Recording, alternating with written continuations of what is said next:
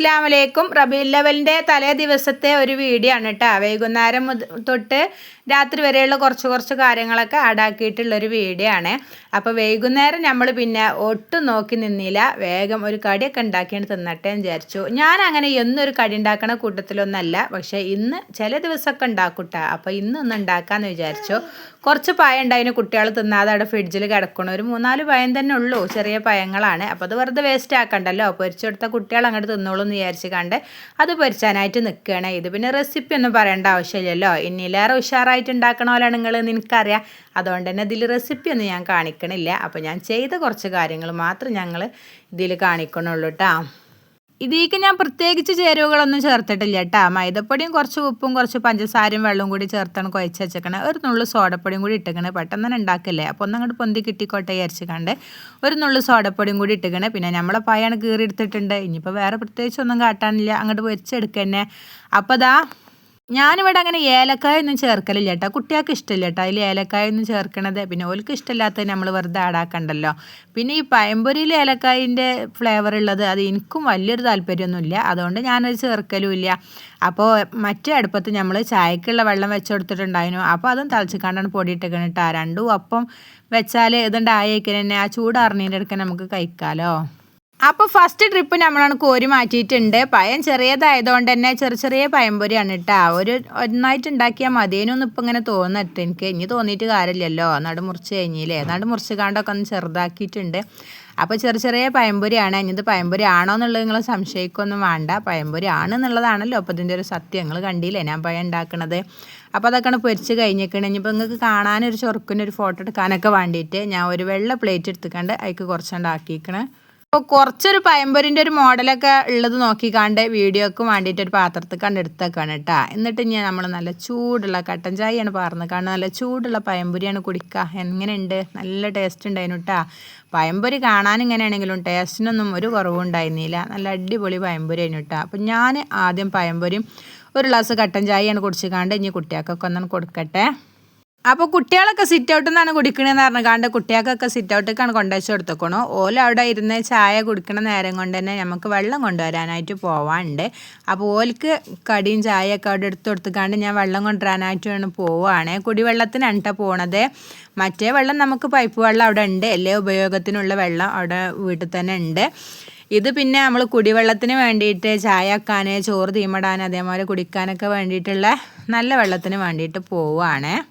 ഞങ്ങൾ ആപ്പാൻ്റെ വീട്ടിൽ നിന്നാണ് കേട്ടോ ഈ വെള്ളം കൊണ്ടുവരുന്നത്. അപ്പോൾ പിന്നെ ഓല് കിണറ്റത്തെ വെള്ളം ടാങ്കിക്ക് മോട്ടർ അടിച്ച് കയറ്റി വെച്ചിട്ടുണ്ട്. അതിന് തിരിച്ച് കൊണ്ടുവരാനുള്ള പണിയേ ഉള്ളൂ. അപ്പോൾ ഞാൻ ഈ വെള്ളം കൊടുന്ന് വെച്ചാണ്ടിനി നമുക്ക് കോട്ടപ്പടി വരെ ഒന്ന് പോവാനുണ്ട്. കോട്ടപ്പടിക്കൊക്കെ പോകണത് എന്തിനാന്ന് വെച്ചിട്ടുണ്ടെങ്കിൽ ലിനിമോക്ക് ഇനി മദ്രസിൽ റബീഉൽ അവ്വലൊക്കെ ആണല്ലോ. അപ്പോൾ ഓക്ക് ഒരു പർദ്ദ വേണമെന്ന് പറഞ്ഞിട്ടുണ്ടായിരുന്നു. ഓക്ക് ഇപ്രാവശ്യം 2ാം ക്ലാസ്സിക്ക് പോയപ്പോൾ പർദ്ദ എടുത്തിട്ടുണ്ടായിരുന്നില്ല. അപ്പോൾ ഓളോട് അന്ന് ഞങ്ങൾ പറഞ്ഞിട്ടുണ്ടായിരുന്നു റബീഉൽ അവ്വലിന് നമുക്ക് പർദ്ദ എടുക്കാമെന്ന് പറഞ്ഞിട്ടുണ്ടായിരുന്നു. ഞങ്ങളത് മറന്നിക്കണമെങ്കിലും ഓളത് മറന്നിട്ടില്ല കേട്ടോ. ഓളത് മറക്കാതെ ഓർമ്മിപ്പിച്ചിട്ടുണ്ടായിരുന്നു. നിങ്ങളില്ല റബീഉൽ അവ്വലിന് പർദ്ദ എടുക്കാമെന്ന് പറഞ്ഞിട്ട് എന്താ എടുക്കാത്തു എന്ന് പറഞ്ഞിട്ടുണ്ടായിരുന്നു. അപ്പം എന്നാൽ ഓക്കൊരു പർദ്ദ എടുക്കാമല്ലോ വിചാരിച്ച് അങ്ങനെ പോയതേനു. ചെന്ന് നോക്കുമ്പോൾ മഅദിന് സ്കൂളത്തെ ജാഥ ഉണ്ടല്ലോ, അങ്ങനെ പോകുന്നുണ്ട് കേട്ടോ. അത് റബീഉൽ അവ്വലിൻ്റെ തലേ ദിവസമാണ്. അപ്പോൾ തലേ ദിവസം ജാഥ പോകുന്നുണ്ട്. അപ്പോൾ അത് കുറച്ച് നേരം ഒന്ന് കണ്ടിക്കാന്ന് വിചാരിച്ചു. ഇങ്ങനത്തെ പരിപാടികളൊക്കെ കാണാൻ നല്ല രസമാണല്ലോ. അപ്പോൾ അതൊന്ന് കണ്ടുകൊണ്ട് കുറച്ച് നേരം അവിടെ നിന്നു. റോഡ് ഭയങ്കര ബ്ലോക്കും ആയിരുന്നു, ഒരുപാട് കുട്ടികളുണ്ടായിരുന്നു. അപ്പോൾ പിന്നെ റോഡ് ബ്ലോക്കും ആയിരുന്നു. അപ്പോൾ എന്നാൽ അത് കഴിഞ്ഞിട്ട് പർദ്ദയൊക്കെ എടുക്കാമെന്ന് വിചാരിച്ചിക്കാണ്ട് കുറച്ച് നേരം ദഫും കാര്യങ്ങളൊക്കെ കണ്ടു നിന്നു. നല്ല രസമുണ്ടായിരുന്നു ജാഥ കാണാനായിട്ട്. മൗലൂദുണ്ട്, അതേപോലെ തന്നെ പാട്ടുണ്ട്, ദഫുണ്ട്, എല്ലാം അടങ്ങിയിട്ടുള്ള ഒരു ജാഥയാണ് കേട്ടോ. ഒരുപാട് ആൾക്കാർ അത് കാണാനും വേണ്ടിയിട്ട് വന്ന് നിൽക്കണമുണ്ടായിരുന്നു. അപ്പോൾ ആ കൂട്ടത്തിൽ കൂടെ തന്നെ ഞങ്ങളൊന്ന് കണ്ടു നിന്നു. അപ്പോൾ ഇങ്ങനെ വീഡിയോ എടുത്തതാണ് കേട്ടോ. ചെറിയ ക്ലിപ്പുകളാണ്. റബീഉൽ അവ്വൽ എന്നൊക്കെ പറയുമ്പോൾ അത് കേൾക്കുമ്പോൾ തന്നെ കുട്ടികൾക്കും വലിയവർക്കും ഒക്കെ ഒരു ആവേശമാണല്ലോ അല്ലേ.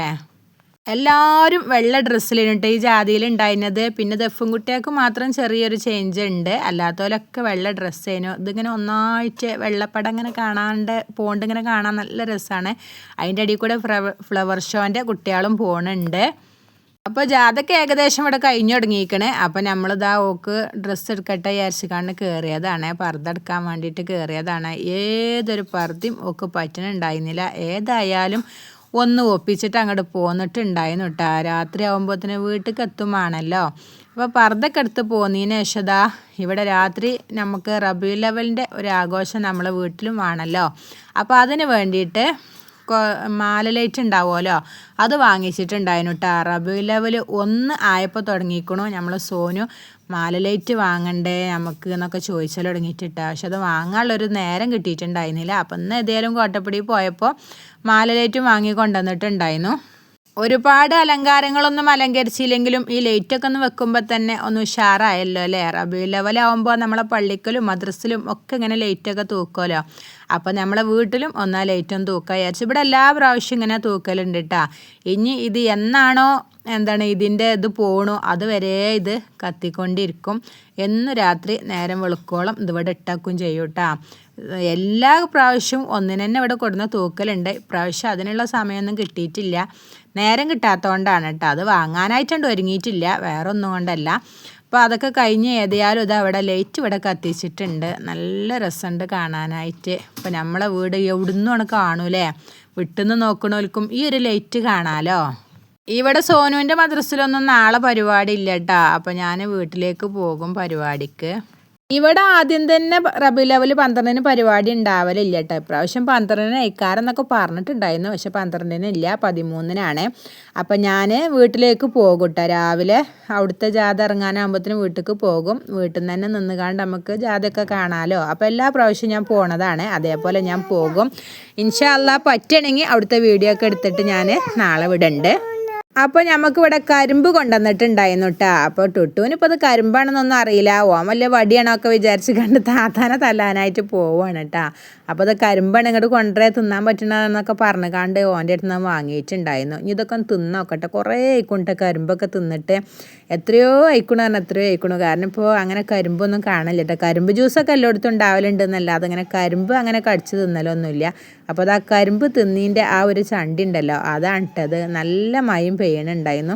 ഞങ്ങൾ സിറ്റ് ഔട്ടിൽ എല്ലാവരും കൂടി ഇരുന്ന് കാണും ഇങ്ങനെ കരിമ്പ് തിന്നാണ്. മുറ്റം നിറച്ച് എരപ്പാക്കി ഇട്ടിട്ടുണ്ടായിരുന്നു കേട്ടോ. ഇനിയിപ്പോൾ നാളെ മഴ ആണെങ്കിലും അടിച്ചേരൽ നിർബന്ധമായി. അപ്പോൾ അതാ വീട്ടിൽ നിന്ന് നമ്മൾ വിളിച്ചിട്ടുണ്ടായിരുന്നു. റബീഉൽ അവ്വലിൻ്റെ ഒരുക്കങ്ങളൊക്കെ ഇവിടെ വീട്ടിൽ തന്നെ തുടങ്ങിയിട്ടുണ്ട്, മുട്ടായി പേക്കാക്കലൊക്കെ തുടങ്ങിയിട്ടുണ്ട്. ഇജ്ജ് എപ്പോഴാണ് വരിക എന്നൊക്കെ ചോദിച്ച് വിളിച്ചിട്ടുണ്ടായിരുന്നു. രാത്രി എനിക്ക് പോകാൻ പറ്റില്ല, സോനുവിന് ദഫുണ്ടായതുകൊണ്ട്. അപ്പോൾ ഞാൻ പറഞ്ഞു നാളെ രാവിലെ വരാമെന്ന് പറഞ്ഞിട്ടുണ്ടായിരുന്നു. അപ്പോൾ ഇന്നത്തെ വീഡിയോ ഇത്രയൊക്കെ തന്നെ ഉള്ളൂ. നാളെ അടുത്തൊരു വീഡിയോ ആയിട്ട് വരുന്നത് വരെ താങ്ക്